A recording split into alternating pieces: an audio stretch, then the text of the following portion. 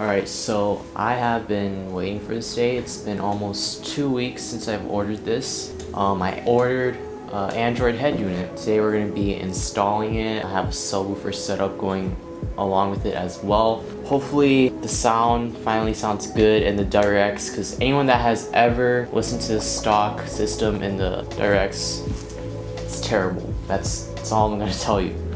I have the box right here. So let's go ahead and open this. Is this a little bit overkill?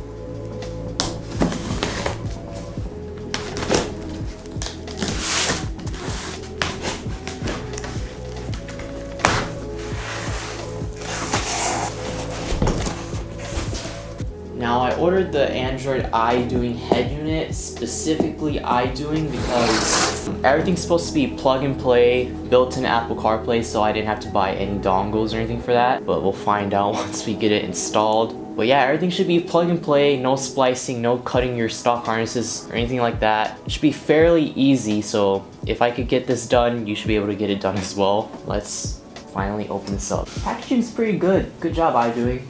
Warranty card, foam. How do I get this?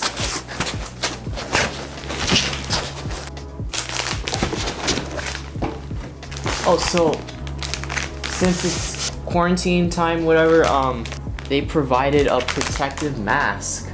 I don't know if you guys can see that, but anti-dust, anti-fog, anti-spray, and anti-germ. Pretty cool. Okay, we have the RCA cables, harnesses, antennas, things like that in this bag. Here is what the special thing is. Here it is. Came in like a copper color. Not that you're gonna see it, but looks pretty cool. Screen is really nice. Looks like it's made out of glass. There's no cracks or anything, so let's get this installed. I'm gonna be providing timestamps below if you guys just want to skip right to the fun.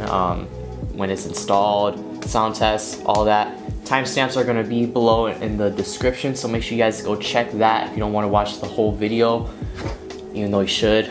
But let's get this installed.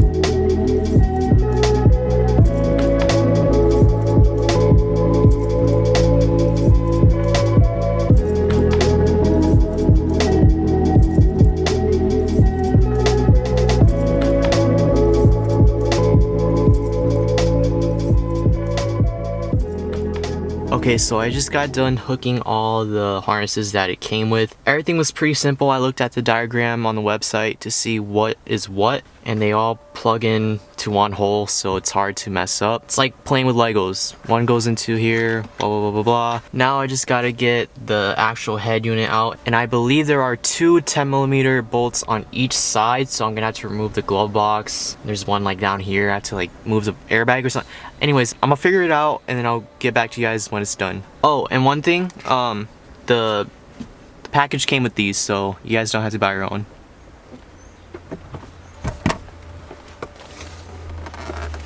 There is a 10mm side there, right there, and you have to take that out. 10mm out. Hopefully it doesn't explode in my face.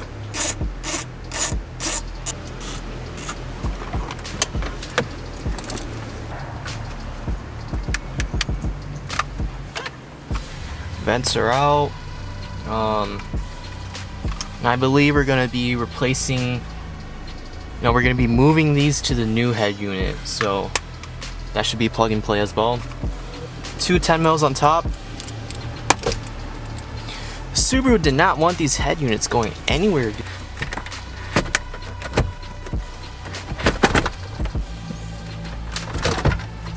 This piece of shit's finally out. This is what it looks like, if you guys are wondering. Now we just have to transfer the climate controls over to the new one, and the vents and the emergency SOS button and the multi-function display toggles.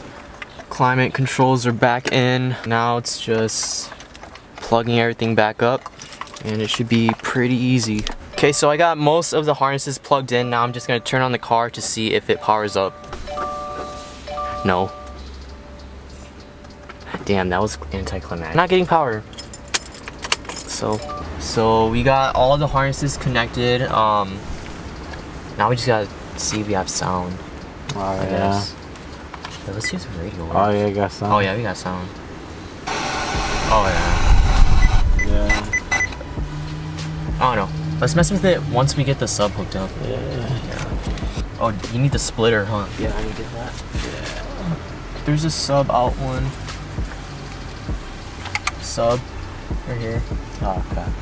And I think those just go to the yeah. So right now we're just hooking up the sub. Get sound into the amp.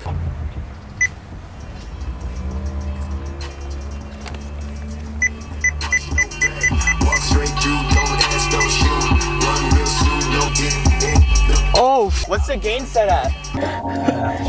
Damn, it's still on flat too, and it sounds good. So, in conclusion, the head unit is definitely worth it. If you have a bass premium WRX, this is one of those upgrades that you definitely need to do. Apple CarPlay, everything was plug and play, no splicing at all. Super simple to install. I was actually thinking that it would be harder, but it's actually pretty simple. So let me just show you guys right here. So as you can see, the Apple CarPlay and everything works. I just have the USB cable running through there and plugged into my phone. This is literally, that's all you need to do to get Apple CarPlay to work. This is what the stock UI looks like, the one that came with it. I still need to change it. Still need to mess around with it. There's so much that you can do with this. It's crazy. As you can see, Z-Link is what you use to use Apple CarPlay, and it just goes right in. Super quick. Yeah, you need to get one. Definitely worth it. Oh, and also the backup camera works. Look at this. Fully plug and play. Cool.